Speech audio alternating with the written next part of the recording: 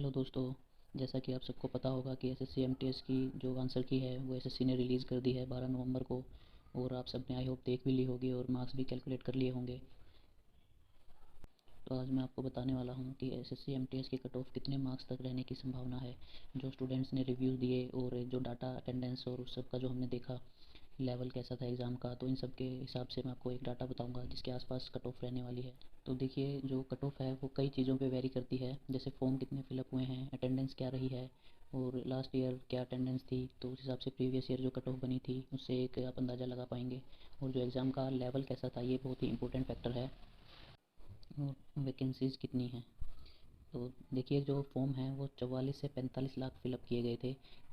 कहीं डाटा 44 लाख, कहीं 45 लाख, तो ऐसे है, तो आप 44 से 45 लाख मान के चलिए।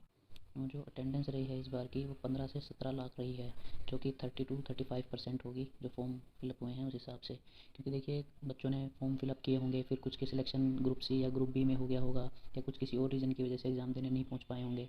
तो जो लास्ट ईयर जो अटेंडेंस थी वो 20 लाख के आसपास थी, मतलब 19 या 20 के मतलब आसपास थी। तो इस बार जो अटेंडेंस है वो भी कम है। और लेवल आप देखेंगे तो लास्ट ईयर से काफ़ी हार्ड लेवल था इस बार। जो एग्ज़ाम होने के बाद रिव्यूज़ देखे गए और जो स्टूडेंट्स ने एग्ज़ाम सेंटर से बाहर आके रिव्यूज़ दिए और जो मार्क्स आए हैं जो कैलकुलेट करने के बाद पता चले हैं, तो उस हिसाब से जो एग्ज़ाम है उसका लेवल थोड़ा हार्ड रहा है पिछली बार के मुकाबले। मोस्ट ऑफ स्टूडेंट्स के एग्ज़ाम जो हैं वो 60 से और 75 मार्क्स के बीच हैं। जैसे कि किसी की थोड़ी इजी शिफ्ट है उसके 75 हो गए, किसी की हार्ड है उसके 60 हो गए, मॉडरेट के 65 हो गए, तो इस हिसाब से जो है स्टूडेंट्स के मार्क्स बन रहे हैं। और कुछ हैं जिनके 80 प्लस भी हैं, लेकिन वो बहुत कम ही हैं, 5 या 10% मान लो होंगे जो 80 प्लस हैं। तो उसके बाद हम देखते हैं कि वैकेंसी कितनी है, तो वैकेंसी ऑलमोस्ट लास्ट ईयर जितनी ही है, पिछली बार भी 8,000 के आसपास थी।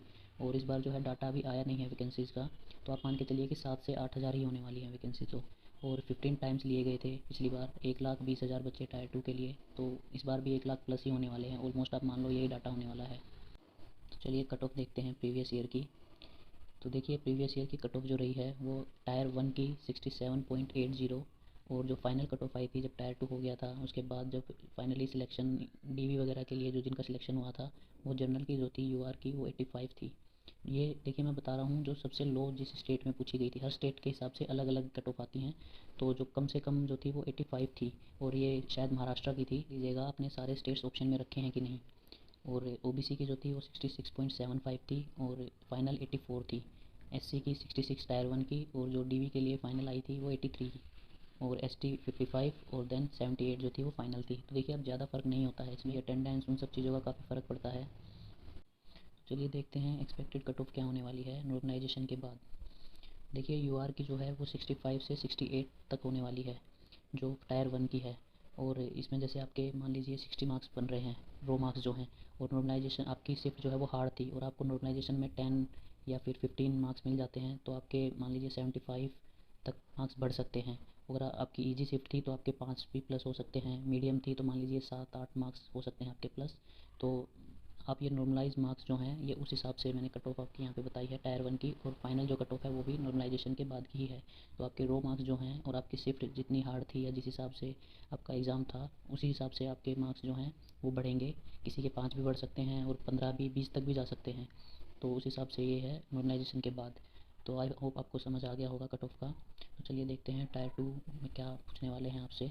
तो टायर 2 में एक ऐसे और एक लेटर, दोनों में से आपको कोई भी एक अटैम्प्ट करना होता है, और उसके आपको 50 मार्क्स का होता है। तो उसके अंदर वो सिर्फ क्वालिफाइंग होता है, आपको सिर्फ क्वालिफाई करना होता है, इसके मार्क्स जो हैं वो इसमें ऐड नहीं होते फाइनल में। ये तो आपके जो टायर 1 जो हुआ है ये कट ऑफ उसी के हिसाब से बनती है। तो चलिए, थैंक यू दोस्तों। और अगर आपको अच्छी लगी हो वीडियो तो चैनल को सब्सक्राइब जरूर करना। मैं आपके लिए ऐसे ही एग्ज़ाम के एनालाइज और एक्सपेक्टेड कट ऑफ वगैरह और कुछ जीके की वीडियोस आपके लिए मैं लाता रहता हूँ, तो आपको एग्ज़ाम्स में काफ़ी हेल्प मिलेगी उससे। चलिए, थैंक यू।